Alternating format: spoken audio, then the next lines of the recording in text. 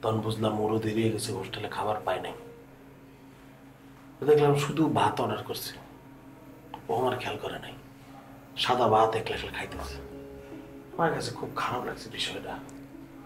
পরে বুঝলাম ওর কাছে হয়তো টাকা নেই, এর লেগে সাদা ভাত খাইতেছে। পরে আমি ওর লগে গিয়ে বললাম, ওরা মন ভরে খাওয়াইলাম। এটাই ভাই আমার নিজ চোখে দেখা ভাই। কিছুদিন আগেই ভাই ভাইয়ার শার্টটা ছিঁড়ে গেছিল বুঝছেন। জীবন।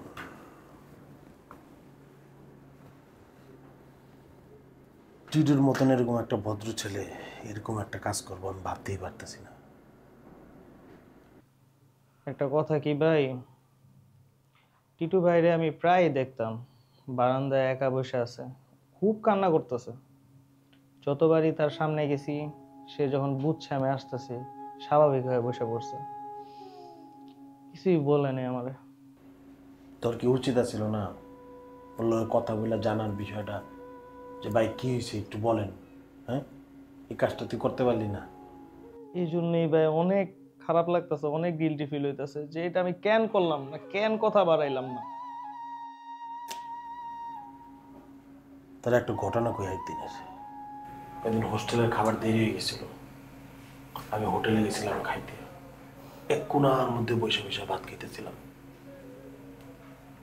হুট করে দেখলাম টিটু আসছে, তখন বুঝলাম ওরও দেরি হয়ে গেছে, হোস্টেলে খাবার পায় নাই।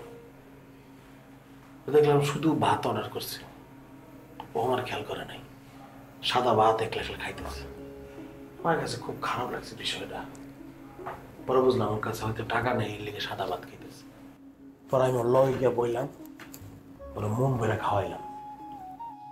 এটাই ভাই আমার নিজ চোখে দেখা ভাই। কিছুদিন আগেই ভাই ভাইয়ার শার্টটা ছিঁড়ে গেছিল বুঝছেন। সে আইসা শার্টটা নিজে সিলায়া তারপরে ওইটা পইরা টিউশনি করাইতে গেছে। ভাবতেই পারতেছি না। আচ্ছা নিলয়, ওর কি কারণে কোনো ঝামেলা ছিল? কি কোন ভাই, টিটু ভাই হইতাছে মাটির মানুষ আছিল। উনি তো কারোর সাথে তকাতকি লাগতো না, ঝগড়া ঝামেলা এটা তো অনেক দূরের কথা। হ্যাঁ, তাও ঠিক কথা কইছে। তাহলে টিটু এমন ঘটনা কেন ঘটাইলো? ভাই 3 দিন হয়ে গেছে, কেউ এখন পর্যন্ত তার বাড়ি থেকে আসেনি লাশ নিতে। হ্যাঁ, আমিও তো শুনলাম। আচ্ছা মানলো কি ওর বাপ মার লোক আলাপ করে নাই? এটা তো ভাই কইতে পারলাম না। মানুষের জীবন কতটা কঠিন। ভাই প্রত্যয় না পুরো ভাঙ্গা পড়ছে ভাইয়া। ভাইয়া পড়াটা স্বাভাবিক না। প্রত্যয়ের বয়স কত? ওর লাইফে এরকম ঘটনা কোনো দেখছে? সর্বপ্রথম তো ওই ঘটনাটা দেখছে, ও কেমনে ভাঙবো না? এটাই ভাইয়া, এখন না রাত্রে কেন জানি ভয় করে।